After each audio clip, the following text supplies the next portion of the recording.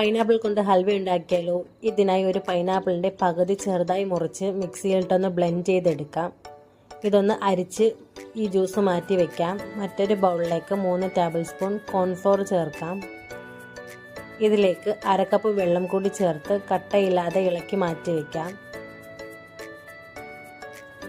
ഒരു പാനിലേക്ക് 1/4 കപ്പ് ചെറുതായി അരിഞ്ഞ പൈനാപ്പിൾ ചേർക്കാം. ഇതിലേക്ക് ആവശ്യത്തിനുള്ള പഞ്ചസാരയും കൂടി ചേർത്ത് നന്നായി വഴറ്റിയെടുക്കാം.